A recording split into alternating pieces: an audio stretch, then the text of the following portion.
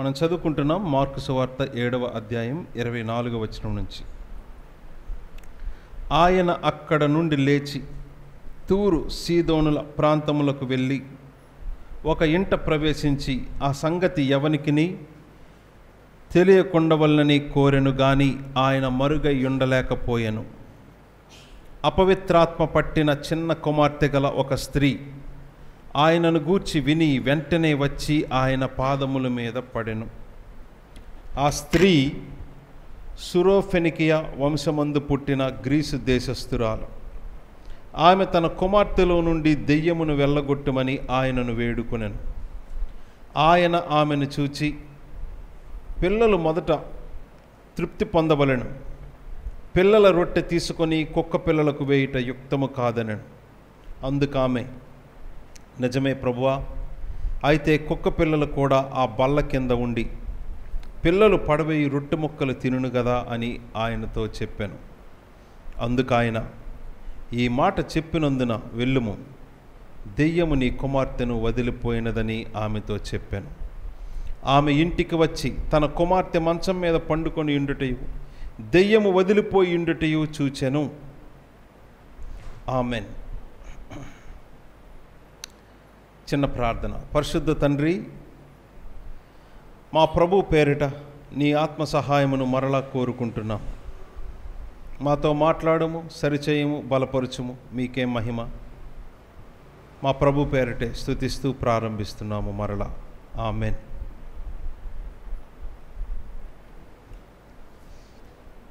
ఈ వాక్య భాగం ఇదివరకే మనం అనేకసార్లు చదివినది, విన్నది, ఇతరులకు చెప్పినది. ఈ వాక్య భాగంలో మనకి కనిపిస్తున్నది ప్రభువైన యేసు, తన శిష్యులు,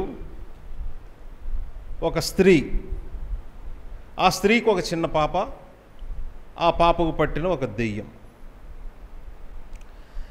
ఆ చిన్న కుమార్తెకు దెయ్యం పట్టబట్టి ఆ తల్లి ఎంతో దుఃఖంతో, బాధతో యేసు ప్రభు దగ్గరికి వచ్చి, నా కుమార్తెను దెయ్యం పట్టింది, బహు బాధపడుచున్నది, దయచేసి కాపాడండి.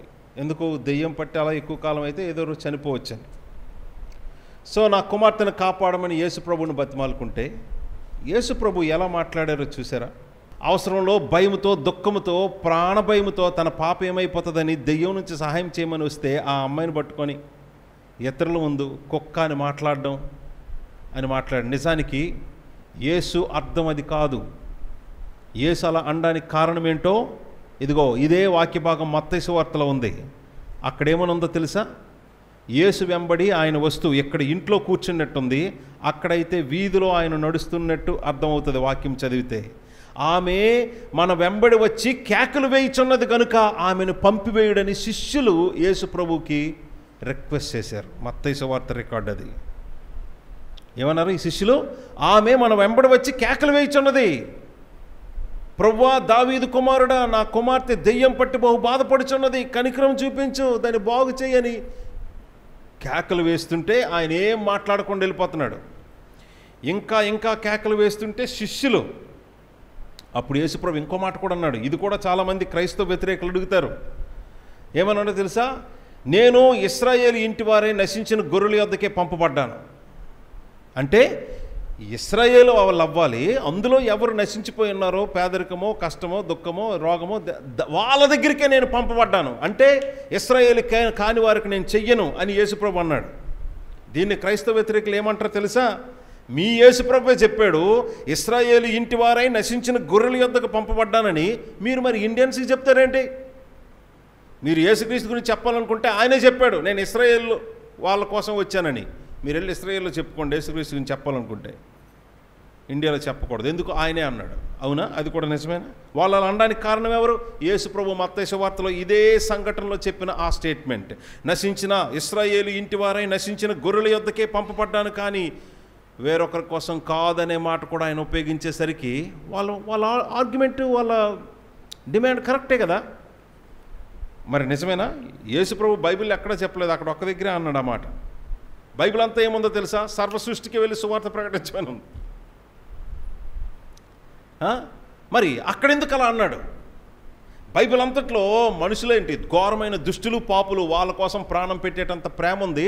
అలాంటి వాడు కష్టమని ఆయన దగ్గరికి సహాయం చేయమని వచ్చిన ఒక స్త్రీకి ఇలా ఎందుకు మాట్లాడాడు? నిజంగా అవమానించడమా? నిజానికి ఆయన ఎవరో తెలుసా? హృదయాంతరంగాలు ఎరిగినవాడు. మనుషుల హృదయంలో ఏముందో ఆయనకి తెలుసు. వాళ్ళ హృదయంలో ఏముందో చెప్తున్నాడు. వాళ్ళ హృదయంలో ఏముందో తెలుసా? ఈమె గ్రీసు దేశస్తురాలు, సురోఫెనికియా బ్యాక్గ్రౌండ్ ఉందా, గ్రీసు దేశస్తురాలు. ఈమెకు ఇతగాడు హెల్ప్ చేశాడంటే మన క్రీస్తు కాడు. మన క్రీస్తు అయితే ఇజ్రాయేల్కే చెయ్యాలి, ఇజ్రాయేల్కే ఉద్ధరించాలి. మన క్రీస్తు మనల్ని ఉద్ధరించడానికి వచ్చాడు, బాగు చేయడానికి వచ్చాడు. మనల్ని ఎంతో కాలం హింసించారు గ్రీస్ దేశస్తులు. అలాంటి స్త్రీ అవసరం తీర్చమని వస్తే ఒకవేళ ఈమెకు అవసరం తీర్చాడా? మన క్రీస్తు కాడు అనే ఫిల్మ్ పెట్టుకొని సర్టిఫికెట్ ఇవ్వాలని వీళ్ళు మైండ్లో ఆలోచించుకొని చూస్తున్నారు. ఇదే ప్రాబ్లం బాప్తిస్మిచ్చి యోహాన్ దగ్గర కూడా ఉంది. బాప్తిస్మిచ్చి యోహాను కూడా ఒకనొక టైంలో జైల్లో ఉన్నప్పుడు నీవేనా రావాల్సిన వాడివి, ఇంకొకరి కోసం ఎదురు చూడాలని అడగడానికి కారణం ఏంటి? ఒక 5 కారణాలు ఉన్నాయి. అందులో ఒక కారణం ఏంటో తెలుసా? నీవే ఇజ్రాయేలు క్రీస్తువైతే, రాజువైతే మరి ఇజ్రాయేల్ ఉద్ధరించాలి, ఇజ్రాయేల్కే చెయ్యాలి. కానీ ఇశ్రాయేలీలు కాని వాళ్ళకి అన్యులకు కూడా చేస్తున్నావు సహాయం, స్వస్థత, అద్భుతాలు. అసలు నువ్వేనా అని అడిగాడు. చూసారా? అంటే ఇశ్రాయేలీలకి కామన్గా ఉన్న ఒకే ఒక్క ఆలోచన ఏంటంటే క్రీస్తు వస్తే ఇజ్రాయేల్ని ఉద్ధరిస్తాడు, ఇజ్రాయేల్కే చేస్తాడు, వేరొకరికి చేస్తే క్రీస్తు కాడని. అదే ప్రూఫ్ అన్నట్టు జనాల్లోకి ఈ బోధని ఆల్రెడీ పెట్టేశారు ఫస్ట్ సెంచరీలో. సో ఇప్పుడు యేసు ప్రభు దగ్గర ఈ స్త్రీ వచ్చింది. ఆమె చూస్తే గ్రీసు దేశస్తురాలు, యూదురాలు, ఇశ్రాయేల్ దేశస్తురాలు కాదు. చేస్తాడా? చెయ్యడా? చేసాడా? మన క్రీస్తు కాదు. చెయ్యలేదా? మనం చెప్పినట్టే చెప్పాలి. ఏం చెప్పాలి? నేను ఇశ్రాయేలు వారి ఇంటి వద్దకే వచ్చాను, వాళ్ళను ఉద్ధరించడానికే వచ్చాను, వేరొకరికి చెయ్యనంటే అప్పుడు మా యొక్క టీచింగ్ అంతా కరెక్టే అని వీళ్ళు సాటిస్ఫై అయిపోతారు. వాళ్ళ హృదయాల్లో ఉన్న ఆలోచన బయట పెట్టడానికి ఈ మాట అన్నాడు. ఒకవేళ అదే నిజమైతే మరి ఎందుకు బాగు చేశాడు? చేయకూడదుగా. సో అది వాళ్ళ యొక్క ఆలోచన. వాళ్ళ ఆలోచనను బయట పెట్టి మరి మీకు బుద్ధి లేదు, మీకు చెప్పేస్తా చూడండి, చెంప మీద ఒక దెబ్బ కొట్టిస్తా చూడండి. అది కూడా ఈయన కొట్టలేదు, ఆ స్త్రీతోనే చెంప మీద దెబ్బ ఎలా కొట్టించాడో తెలుసా ప్రభు? ఇశ్రాయేలీలు నీ పిల్లలే కావచ్చు, కానీ మిగతా వాళ్ళందరూ ఎవరు? కుక్క పిల్లలు అంటావా? ఓకే, కుక్క పిల్లలే కావచ్చు, కానీ యజమాని ఎవరు? వీళ్ళకైనా యజమాని, ఓనర్ నువ్వే. గ్రీసు దేశస్తులైనా, అమెరికా దేశస్తులైనా, పాకిస్తానీయులైనా, భారతదేశస్తులైనా, శ్రీలంక వాళ్ళైనా, చైనా వాళ్ళైనా, రష్యా వాళ్ళైనా యజమాని ఆయనే, తిండి పెట్టి పోషించేవాడు ఆయనే. ఈ విషయం ఈ పిచ్చోళ్ళకి తెలీదు, వాళ్ళకి ఆ అమ్మాయికి తెలిసింది. చూసారా యేసుప్రభు చెంపపెట్టు ఎలా ఇచ్చాడో తెలుసా? మేము జ్ఞానులం, మాకే అంతా తెలుసు, ధర్మశాస్త్రం, పాత నిబంధన అంతా మాకే బాగా తెలుసు, దాని అర్థం తెలుసు, థియాలజీ తెలుసు. ఏంటి తెలుసు? ఆమెకున్న అవగాహన కూడా మీకు లేదు. ఆమెకున్న అవగాహన మీరేమని చూస్తున్నారో ఆ స్త్రీని, ఆమెకున్నంత అవగాహన కూడా మీకు లేదు. ఉంటే అరే అందరినీ సృష్టించిన సృష్టికర్త మా దేవుడైన యెహోవా కదా, అలాంటప్పుడు వాళ్ళకు కూడా చేయాల్సింది ఈయనే. చేస్తే కనికరం చూపిస్తే, వాళ్ళకి చేయకూడదు మాకే చేయాలి, అప్పుడే నువ్వు మాకు క్రీస్తువి అని మీరు ఇలాంటి రూల్స్ నాకు పెట్టడం ఏంటి? నన్ను ఫ్రేమ్లో పెట్టడం ఏంటి? అసలు నేను ఆ అర్థంతోనే ఇచ్చానా? అరే ఇశ్రాయేలు యందు సర్వలోకం ఆశీర్వదింపబడదని చెప్పాను. అంటే ఇశ్రాయేలు ద్వారా సర్వలోకానికి రక్షణ, ఆశీర్వాదం ఒకటి కాదు, క్షేమం, సమాధానం, నిత్య జీవం, ఇవన్నీ ఇశ్రాయేలు ద్వారా రావాలి. మీరేంటి నాకే చేస్తేనే నువ్వు నావాడు లేకపోతే మావాడు కాదని మాట్లాడుతున్నారేంటి? వాళ్ళ బుద్ధిహీనతకు వాళ్ళకి తెలిసిందే పెద్ద జ్ఞానం అనుకుని గర్విస్తూ ఉంటే అసలు నిజానికి వాళ్ళు ప్రపంచానికి నేర్పించాలి. కానీ ఆమెకు అర్థమైంది, అరే ఒకే ఒక దేవుడు, ఇశ్రాయేలీల దేవుడే సమస్త లోకానికి దేవుడు, నాకు దేవుడు. పోని వాళ్ళ పిల్లలే కావచ్చు, మేము దూరస్తులమే కావచ్చు, కానీ మాకు పెట్టేవాడు ఆయనే. ఈ విషయం ఆమె ఎంత డ్రామాటిక్గా చెప్పిందా? అవును, యజమాని బల్ల మీద నుంచి పడే రొట్టె ముక్కలు కుక్క పిల్లలు తింటాయి కదా, అలాగ నాకు సహాయం చేయని అన్నదంటే ఆమె ఖచ్చితంగా యేసుక్రీస్తు యొక్క యజమానితనాన్ని లేక ప్రభుతత్వాన్ని ఆమె ఒప్పుకుంటుంది, గుర్తిస్తుంది. కానీ వీళ్ళకి లేదా సెన్స్? మేము అనుకున్నట్లు చేస్తే మావాడే, మేము అనుకున్నట్లు చేయలేదా మావాడు కాదని ఆయనకి వీళ్ళు సర్టిఫికెట్ బోర్డులో మెడలో వేయాలనుకుంటున్నారు వీళ్ళు. వీళ్ళ జ్ఞానం అని తెలిసి. చూసారా, దేవుడు ఇక్కడ చేసే రెండో పని, ప్రభు ఇక్కడ చేసే రెండో పెద్ద పని ఏంటో తెలుసండి. కుక్కతో ఎందుకు పోల్చాడు? నిజంగా కుక్క అనే అర్థం యేసుక్రీస్తు భావనలో ఉందా? కాదు. ఆమెను కుక్క అంటుంది యేసు ప్రభు కాదు, ఆమెను కుక్క అంటుంది ఇదిగో ఆ చుట్టూ ఉన్నవాళ్ళు హృదయంలో. దీనికి ప్రూఫ్ చరిత్రలో యెహోవా మందిరానికి, అదే యెరూషలేం మందిరానికి ఒక బోర్డు ఉంటుంది బయట. ఏమని ఉంటుంది తెలుసండి? అన్యులు, షండులు, స్త్రీలు, కుక్కలుకి ప్రవేశం లేదు అనేది బోర్డు. యెరూషలేం మందిరానికి బయట ఉండే బోర్డు ఏంటో తెలుసండి? స్త్రీలకు, అన్యులకు, షండులకు, కుక్కలకు ప్రవేశము లేదు. ఆ బోర్డు బట్టి ఈ స్త్రీ ఎన్ని రకాలుగా కుక్క. షండులంటే ఎవరు? నపుంసకులు, లేక బలవంతంగా నపుంసకులుగా చేయబడినవారు. ఆ కాలంలో అలాంటి పరిస్థితులు కామన్. సో స్త్రీలు, అన్యులు అంటే ఫారినర్స్, ఇశ్రాయేలు కానివారు, అండ్ షండులు, కుక్కలకి ప్రవేశం లేదు. ఇది యెరూషలేములో ఉన్న మందిరానికి బయట ఉండే బోర్డు. ఇప్పుడు ఆ స్త్రీ వాళ్ళు పెట్టుకునే బోర్డు ప్రకారం, వాళ్ళ మత పెద్దల ప్రకారం ఎన్ని రకాలుగా కుక్క? స్త్రీ కాబట్టి, రెండోది వేరే దేశస్తురాలు కాబట్టి. సో ఆమె మన ధర్మశాస్త్రం గురించి మనం ఇంకా ఒక కంక్లూజన్కి రాలేదు. ఈయన క్రీస్తా కాడా అని మనం ఒక కంక్లూజన్కి రాలేదు. కానీ ఆమె ఏంటి అలా ఉంటుంది? దావీదు కుమారుడా, ప్రభువా అనే మాటలు ఉపయోగించడం ఏంటి అసలు? ఏం తెలుసు దానికి? వాక్యం ధర్మశాస్త్రం ఏం తెలుసు? బైబిల్ ఏం తెలుసు? వాక్యం ఏం తెలుసు? సత్యం ఏం తెలుసు? ఎవరిని పడితే వాడిని పట్టుకొని క్రీస్తుతో సమానం చేసేస్తుంది ఏంటి? దానికి ఏం తెలుసు? అరుస్తుంది కుక్కలాగా అరుస్తుంది, కుక్కలాగా అరుస్తుంది. కుక్క దాన్ని నోరు ముయ్యించాలంటే ఏం చేయాలి? వీళ్ళేం చేయలేరు. మళ్ళీ చేయాలంటే యేసు ప్రభువే చేయాలా? ఆమె నోరు ముయ్యించాలంటే ఏం చేయాలి? ఆమె అడుగుతుంది చేస్తే ఆమె కాపుద్ది. ఎంతకీ నోరు తెరిచి కేకలు వేస్తుంది ఏంటో తెలుసా? ఎక్కడ లేదు, మత్తయి సువార్తలో ఉంటుంది. ప్రభువా, దావీదు కుమారుడా, కరుణించు. ఈ మాటలు చెవికి వినలేక ఒక్కొక్కడికి ఒళ్ళు మండి, చూడు కుక్కలా ఎలా అరుస్తుందో. దానికే పెద్ద తెలిసిపోయినట్టు బైబిల్. ఇంకా మనమే కంక్లూజన్కి రాలేదు ఈయన క్రీస్తు కాడో.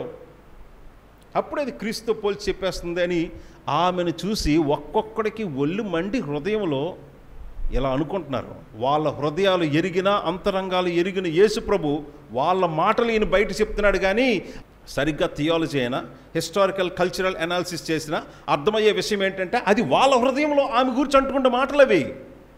వాళ్ళ హృదయంలో ఆమె గురించి అనుకుంటున్న మాటలు బయట పెట్టి వాటన్నిటికీ భిన్నంగా ప్రభు చేశాడు. And at the same time ఇదిగో మేమేమో పెద్ద పిల్లలం, బయట ఉన్న వాళ్ళందరూ కుక్కలు, అన్యులు కుక్కలు అనుకుంటున్నారు కదా, దేవుడు వాళ్ళకి చేయడు, మాకే చేస్తాడు అనుకుంటున్నారు కదా. అరే మీకే చెప్పిస్తా చూడండి ఆమె నోటితోనని ప్రభు చెప్పించాడు. ఇదిగో బయట ఉన్న వాళ్ళకు కూడా యజమాని, తిండి పెట్టేవాడు, కాపాడేవాడు, ఆశీర్వదించేవాడు, ప్రమాదాలు తప్పించేవాడు, పోషించేవాడు, సృష్టించేవాడు, ఇంకా అవసరమైతే ప్రాణం పెట్టి రక్షించి నిత్య జీవం ఇచ్చేవాడు మీ దేవుడైన యెహోవాయే, ఆయన పంపించిన ప్రభు అయిన యేసుక్రీస్తే. కాబట్టి మాకే అనుకుంటున్న వాళ్ళకి అరే మీకే, కానీ మీ ద్వారా సమస్త సృష్టికి, మీ ద్వారా సర్వలోకానికి ఒకే దేవుడు, ఒకే సృష్టికర్త, రక్షణకర్తగా ఇదిగో ప్రభు అయిన యేసులో ఈ కార్యం చేయడానికి వచ్చాడన్న సత్యం వాళ్ళకి అర్థం అవ్వడానికి గర్వంతో కళ్ళు మూసుకొని ఉంటే, వాళ్ళ గర్వంతో యేసు క్రీస్తు, ఈయనే క్రీస్తు అని అరుస్తూ ఉంటే ఆయన క్రీస్తు కాడు, మేమే ఇంకా డిక్లేర్ చేయలేదు, మాకే పూర్తిగా అర్థం కాలేదు, నువ్వెలా చెప్పేస్తావు కుక్కలా అరుస్తూ పెద్దగేదో నీకు తెలిసినట్టని వాళ్ళ హృదయంలో ఆమెను ఎంతగా అవమానిస్తూ, తక్కువ చేస్తూ, తృణీకరిస్తున్నారో వాళ్ళ హృదయంలో ఉన్న మాటను బయటపెట్టి వాళ్ళకు అవసరమైన పాఠాన్ని నేర్పించాడు. చూడు మీరు అంటున్నట్టు ఆమెను కుక్కే అంట, కానీ ఏమంటుందో చూడండి. అంటే అదిగో ఆమె చెప్పింది ఈ మాట చూడండి. అసలు ఈ వాక్య భాగం అంతా ఎప్పుడు అర్థమవుతుందో తెలుసండి? 29వ వచనం. ఈ వాక్య భాగం యొక్క అసలు అర్థం ఇది. ఆ స్త్రీ ఓకే మీరు అన్నట్టు కుక్కనే, నిజమే ప్రభువా, కానీ కుక్క పిల్లలు కూడా నువ్వు ఆ పైనుండి పడే రొట్టెలు తింటాయి కదా, ముక్కలు తింటాయి కదా, పిల్లలు పడేసిన ముక్కలు, అలాగ చెయ్యని అడిగితే యేసు ప్రభు దానికి ఏమన్నారో చూడండి. అందుకాయన 29వ వచనం, ఈ మాట చెప్పినందున వెళ్ళుము, దెయ్యము నీ కుమార్తెను వదిలిపోయినది అని ఆమెతో చెప్పాను. మీకే ప్రశ్న రాదా? ఆ వచనం చూసినప్పుడు ఖచ్చితంగా ఒక పెద్ద ప్రశ్న రావాలి. ఏం క్వశ్చన్ అడగచ్చు? మీరు ఏం క్వశ్చన్ అడగచ్చు? ఆయన ఏమన్నాడు విన్నారా? అమ్మా ఈ మాట చెప్పావు కాబట్టి వెళ్ళు, దెయ్యం నీ కుమార్తెను వదిలేసింది అన్నాడు. మీకే ప్రశ్న రాలేదా? అంటే నేను ఈ మాట చెప్పకపోతే దెయ్యం వదలదా? వదలదు. అమ్మ నువ్వు ఈ మాట చెప్పావు కాబట్టి ఇంక వెళ్ళు, దెయ్యం నీ కుమార్తెను వదిలింది అని అంటే నేను ఈ మాట చెప్పకపోతే దెయ్యం వదలదా? వదలదు. ఆ మాటకు అర్థం అదే. అంటే ఇప్పుడు ఎంతకీ దెయ్యం దేనికి వచ్చింది ఇంట్లోకి? ఇప్పుడు ఎంతకీ దెయ్యం దేనికి వచ్చింది ఇంట్లోకి? ఇప్పుడు ఎంతకీ దెయ్యం దేనికోసం వచ్చినట్టు? అమ్మ నువ్వు ఈ మాట చెప్పావు కాబట్టి వెళ్ళు, దెయ్యం నీ కుమార్తెను వదిలేసిందని ప్రభు అన్నాడంటే అంటే నేను ఈ మాట చెప్పకపోతే దెయ్యం కుమార్తెను వదలదా? వదలదు. అంటే ఇంతకీ దీన్ని బట్టి దెయ్యం ఇంట్లోకి ఎందుకు వచ్చి కూర్చుందో మీకు అర్థమవుతుందా? అక్కడున్న మహానుభావులు వాళ్ళకి తెలిసిందే పెద్ద జ్ఞానం అనుకొని యేసుక్రీస్తు మెడలో బోర్డు వేయాలని చూశారు, క్రీస్తు కాడా అని. అలాంటి గర్వంతో కళ్ళు మూసుకుపోయి తెలుసుకోవాల్సిన విషయాన్ని కూడా తెలుసుకోకుండా ప్రేమించి గౌరవించి సేవ చేసి ఆరాధించి సాగిలు పడాల్సిన వ్యక్తికి సాగిలు పడకుండా ఆయనకి మార్కులు వేసే ఇలాంటి గర్వాంధులకి బుద్ధి తేవడానికి వాళ్ళ దృష్టిలో ఎవరు నీచమైన వాళ్ళో చిన్నవాళ్ళో పనికిమాలిన వాళ్ళో వాళ్ళని తీసుకొని వచ్చి నేర్పిస్తున్నాడు పాఠం. ఇప్పుడు అక్కెలా వస్తుంది? నా ద్వారా ఇక్కడ వాళ్ళకి పాఠం నేర్పించాలి యేసు ప్రభు అని తెలిసి వచ్చిందా? ఎలా వచ్చింది? పరిగెత్తుకొని వచ్చింది, కేకలేసుకొని వచ్చింది. ఎప్పుడు? ఎందుకు? ఆయన కుక్క అని అర్థం వచ్చిన మాట అన్నా కానీ స్టిల్ ఇంకా తగ్గించుకొని ఇంకా అడుగుతుంది. ఎందుకు? ఇంట్లో ఒక సమస్య ఉంది, ఇంట్లో ఒక దుఃఖం ఉంది, ఇంట్లో ఒక భయం ఉంది. అది రోగం రూపంలోనో దెయ్యం రూపంలోనో ఇంట్లో ఒక సమస్య వచ్చి కూర్చుంది కాబట్టి ఈమె రోడ్ల మీద పరిగెత్తి కేక వేసి అరుస్తుంది, దావీదు కుమారుడా ప్రభువా కాపాడు, కనికరించు. ఒకవేళ ఆమెకున్న సమస్య ఇంకెక్కడో తీర్పు, ఒక ట్యాబ్లెట్ కొంటే ఆ పాప బాగైపోయింది అనుకోండి, యేసుప్రభు దగ్గరికి వచ్చి ఎంత కేకలు ఎందుకు వేస్తుంది? ట్యాబ్లెట్ కొనే పిల్లకి ఇచ్చి పడుకోబెడుతుంది, మరుసటి రోజు పాప బాగైపోద్ది. అది ఎవరి వల్ల కాదు, యేసుప్రభు వల్లే అవుతుంది. కాబట్టి ఏం చేయాలి? యేసుప్రభు కోసం పరిగెత్తాలి, కేక వెయ్యాలి, అరవాలి. అక్కడున్న వాళ్ళకి అర్థమయ్యేటట్లు ఆయన ఎవరో చెప్పాలి. మన ఇంట్లో పరిస్థితులన్నీ బాగుంటే అక్క ఏం చేస్తుంది తెలుసా? పల్లి లేపుకొని దాని మీద ఉప్పు కారం కొద్దిగా వేసుకొని ఒక సీరియల్ పెట్టుకొని బాగా కాలు ఊపుకుంటూ చూస్తూ ఉంటుంది. అప్పుడప్పుడు గుర్తొచ్చినప్పుడు హల్లెలూయా హల్లెలూయా అని అంటుంది. అప్పుడప్పుడు పరిగెత్తుకుని ఎందుకు వస్తుంది? రోడ్ల మీద కేకలు ఎందుకు వేస్తుంది? ప్రభువా దావీదు కుమారుడు. వీళ్ళందరూ కుక్కలా అరుస్తుంది. దీనికి ఏదో పెద్ద తెలిసిపోయినట్టు. ఎక్కడున్నాడు ఎవడో మేము చెప్పాలా క్రీస్తా కాడా అని. మేము డిక్లేర్ చేయాలంటే ముందు మాకు తెలియాలి. ఇంకా పూర్తిగా ఇంకా పరీక్షిస్తున్నాం ఎతగాడిని. ఏం తెలుసని అరుస్తుంది ఎతగాడిని? క్రీస్తు సమానం కుక్కలా అరుస్తుంది. దాన్ని నోరు ముయ్యించాలి. మరి నోరు ముయ్యించవచ్చు కదా, వెంటనే ఆ అమ్మాయికి సహాయం చేసి. ఆ సీన్ మళ్ళీ ఎవరికి లేదు, పెద్ద కలరింగ్ ఇస్తున్నాడు ఒక్కొక్కడున్న.